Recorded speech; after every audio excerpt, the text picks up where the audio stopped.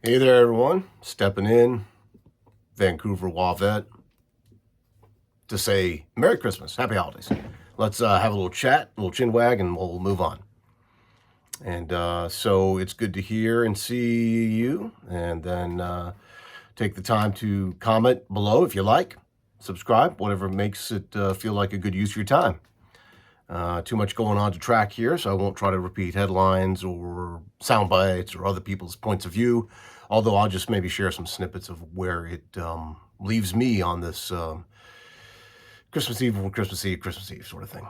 So it's come to my attention that ICE is ever stronger or ever more invasive as before, having learned in the last few weeks and months what they've done to Charlotte, North Carolina, and the whole Charlotte's Web thing. That's deeply disturbing. But going beyond that it's rather fascinating to hear and even kind of hope-giving and gives me an optimistic place to stand is the fact that they've made certain incursions into places like Boone, North Carolina. Now, I'm not naturally from that area. I grew up in the southeast area of Virginia. But I kind of familiar with that territory a bit in the mid-Atlantic states.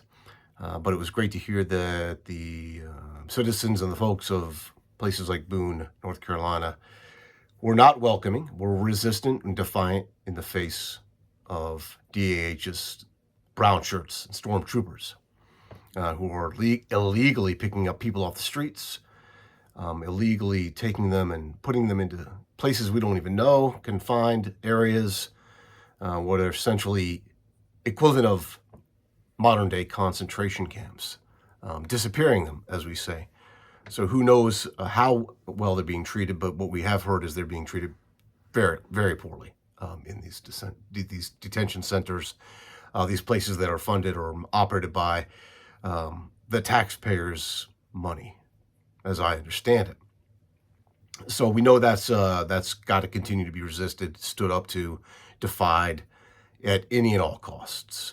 That's not being a radical liberal. That's being a U.S. citizen. That's being a democracy-loving patriot. Let's get those terms straight, okay? In America, we are not going to normalize people being taken off the streets. It's terrifying. It is humiliating. It is dehumanizing.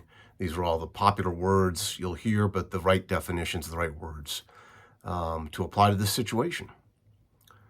So as we get closer and closer to a time of benevolence, of care and concern for your fellow human, we find reports, if we just open YouTube or open up any channel, reports of freighters being boarded, aerial assaults from U.S. military assets, landing on Venezuelan freighters. That's the latest. Just on the heels of blowing these boats up without any actual due process, or at least anything that involves the United States Senate or any of our lawmakers. The apparently evidence of the status of these vessels is not really being shared, other than the fact that they come from Venezuela. And so we know that there's a plot there. We know that there's a plan, and it continues to unravel before us in the world of the second term of the orange Dorito fuckwit. So let's keep that in mind as we go forward. And if the America that I once served has now devolved into a place where we commit war crimes and assassinate people on mercy kills in the open waters, then that's not a country I believe in anymore, and that's not a country I'm proud of anymore. And that's just how it is.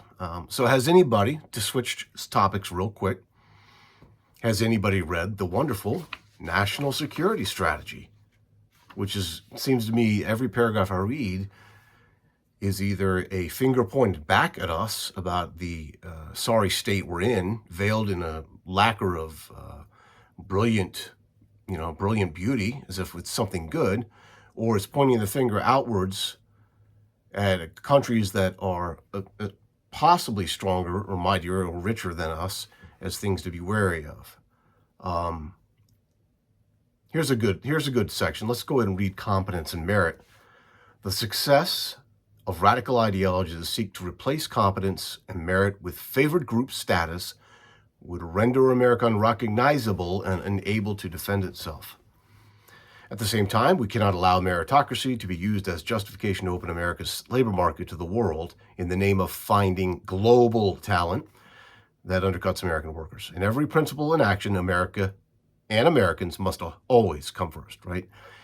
So if you've been around long enough, you recognize all this as the usual America first garbage, or the make America great drivel. So first of all, Americans of other nationalities, of immigrant origins, have come to America and made America a better place for decades. That's how it's been for a long time. They are our people because they are American. If their countries of origin are Japan or Korea or Germany, the United Kingdom, countries outside of our borders, as they've come in for U.S. citizenship, they've only helped us be better. They are the reason we are America. No matter what the color of their skin, or their background, or their chosen religion, or how they show devotion, or even a language they speak. They're still welcome here because that's what America is, not what it's become in the last 8 to 9 to 10 years. And finding global talent has always been a strategy, and has been a strategy for a long time for American workforce and American agencies to bring people in from all over, and from all ethnic backgrounds. So to say that a principle of America is an America that only belongs to us is a veiled way for these goons to say only white Americans apply. And to lessen the whiteness is to lessen the merit, how we earn our keep, and how we're recognized as competent. So it's a funny document to read. Try to read through it if you can. I recognize that this is probably not the time to read the National Security Strategy a few days for Christmas, but dive in, head first, see what you find. I think it's appalling in nature, and it's funny in contradiction. It's actually ridiculous in the way it contradicts itself. So I'm up to page 11. I need to keep working through this. It's not a long document. I look forward to reading The Era of Mass Migration is Over, as we continue to villainize and make culpable immigrants, and even white people and veterans that have been subdued, stopped, and arrested by the brown shirts of the orange zealots, snoozy time at meetings, current administration. So under that authority, we have seen a weakening of America. We're not getting stronger. We're not becoming more proficient at things. We don't have greater merit or competence.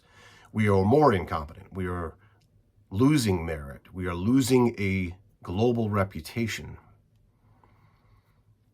And the longer this administration's in power, and the longer we back down and, oh my gosh, here comes ICE, and let these goons take on our citizens,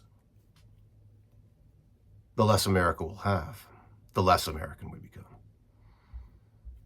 So I ask you, keep reporting, keep speaking up, keep recording, attending marches, organize at your local level, support your local elections, make your own YouTube channel. I'm clearly not the best at this. As I struggle through this, if I can do it, you can do it. Get involved, speak up, defiance is self-evident. Good night, folks.